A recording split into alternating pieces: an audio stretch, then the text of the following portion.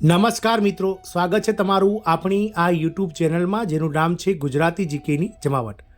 આજના વિડીયોમાં આપણે વાત કરીશું આજે 1 એપ્રિલ 2024 એટલે કે ભારતમાં નવું નાણાકીય વર્ષ ચાલુ થઈ ગયું છે અને આજે નવા નાણાકીય વર્ષના પહેલા દિવસે મિત્રો દેશભરના કરોડો જે પેન્શન ધારક યુવક જે કર્મચારીઓ છે અને જે લોકો હાલ રાજ્ય સરકાર અને કેન્દ્ર સરકારના જે એનપીએસ યોજના હેઠળ જે કર્મચારીઓ કામ કરી રહ્યા છે તેમના જે નિયમો છે તેમાં મિત્રો બદલાવ થવા જઈ રહ્યો છે આજથી। તો જાણીશું વિડીયોમાં વિગતવાર કે પેન્શન ધારકો માટે આજથી કયા નિયમોમાં ફેરફાર થઈ રહ્યા છે અને એનપીએસમાં હવે કયો નિયમ કમ્પલસરી થઈ ગયો છે। વિગતવાર જાણીએ તો વિડીયોના અંત સુધી બનાવી રહેશો અને જો ચેનલમાં નવા હોય તો અમારી ચેનલને સબસ્ક્રાઇબ કરી બાજુમાં રહેલું બેલ આઇકોન દબાવી ઓન નોટિફિકેશન ઓન કરી લેજો, જેથી કરીને ચેનલ પર મૂકવામાં આવતા વિવિધ ભરતીઓના નોટિફિકેશન, વિવિધ ભરતીઓના પરિણામ, જીકેના વિડીયો સાથે કર્મચારી પેન્શનર્સ યોજનાઓને લગતા પરિપત્રો તમને સરળતાથી ઉપલબ્ધ થઈ જાય। તો 1 એપ્રિલથી મિત્રો એનપીએસમાં થઈ રહ્યું છે મોટું પરિવર્તન, સરકારે લીધો છે મોટો નિર્ણય।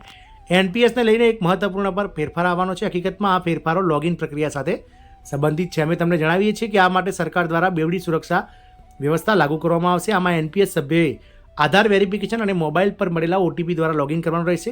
આ નવી સિસ્ટમનો આજથી એટલે કે 1 એપ્રિલથી જે છે તે લાગુ થવા જઈ રહી છે। પીએફઆરડીએ તાજેતરમાં દ્વિપરિબળ પ્રમાણીકરણ ફરજિયાત બનાવી છે। ઓથોરિટીનો દાવો છે કે આનાથી એનપીએસ એકાઉન્ટની સુરક્ષામાં વધારો થશે। એકાઉન્ટ CRA સિસ્ટમ દ્વારા સંચાલિત થાય છે, જે એનપીએસ સંબંધિત કાર્ય માટે રચાયેલ વેબ આધારિત પોર્ટલ પ્લેટફોર્મ છે।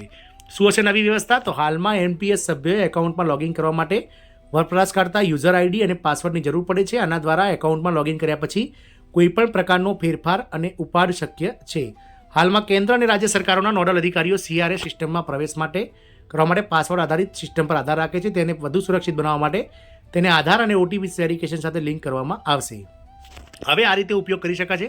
તો આજથી પીએફઆરડીએ દ્વારા આધાર આધારિત લોગિન વેરિફિકેશન એનપીએસ સભ્ય કરતા વપરાશકર્તા આઈડી સાથે લિંક કરવામાં આવશે। ત્યાર પછી આધાર સાથે લિંક કરેલા મોબાઈલ નંબર પર એક ઓટીપી પ્રાપ્ત થશે। એ દાખલ કર્યા પછી જ એનપીએસ એકાઉન્ટમાં લોગિન થઈ શકાશે।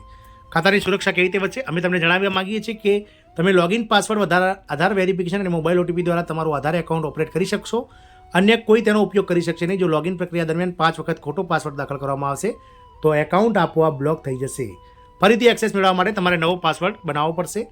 આ માટે વ્યક્તિએ IPIN માટે વિનંતી કરવી પડશે અથવા પૂર્વ રેકોર્ડ કરેલા ગોપનીય પ્રશ્નોના જવાબ આપવા પડશે। આમાંથી એનપીએસમાં નિયમોમાં સરકાર જે છે તે મિત્રો વધારે ડબલ સુરક્ષા સાથે જે છે તે એનપીએસના ખાતાને પ્રબળ કરી રહ્યું છે। મિત્રો પહેલાં લોગિન ફક્ત ને ફક્ત યુઝર આઈડી પાસવર્ડ સાથે થતું હતું, જેમાં કોઈપણ પ્રકારનો ફેરફાર કોઈપણ માણસ કરી શકતો હતો, પરંતુ હવે દરેક ટ્રાન્ઝેક્શન વખતે અને દરેક લોગિન વખતે નવો પાસવર્ડ આધાર આધારિત જે મોબાઈલ પર લિંક છે તેમાં આવશે અને ઓટીપી દાખલ કર્યા પછી જ લોગિન થઈ શકાશે। આશા રાખીશું કે દેશભરના કરોડો એનપીએસ પેન્શન ધારકો માટે આ ન્યૂઝ ખૂબ જ આશાસ્પદ હશે। જય હિન્દ, અસ્તુ।